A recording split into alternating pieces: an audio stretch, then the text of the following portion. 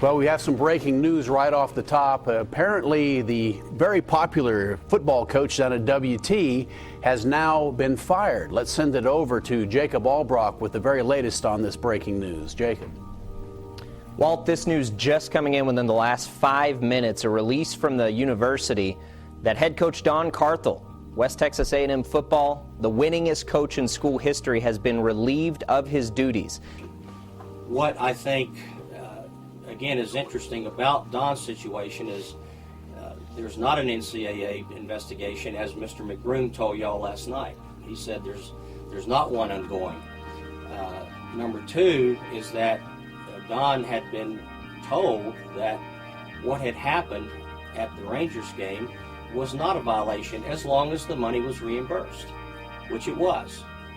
Difficult to go through this and realize what the outcome had to be.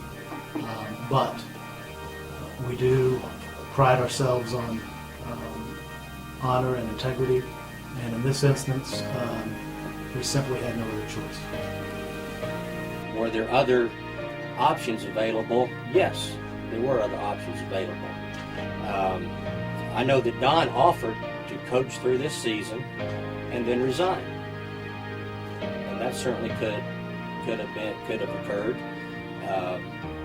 The other option, he could have been suspended for a game.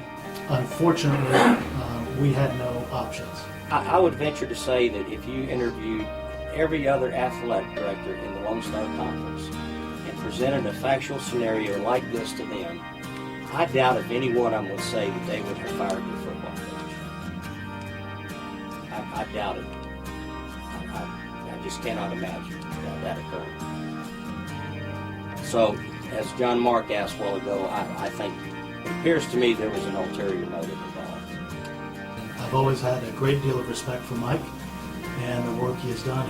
This is his second go around at WT, and the first time he was here, I always had him in my mind, back of my mind, as if there's ever an opportunity that we had to hire a head coach down the road, he would certainly be one I'd be interested in. And I think so we're fortunate in this aspect that Mike will be able to step in and take over the reins.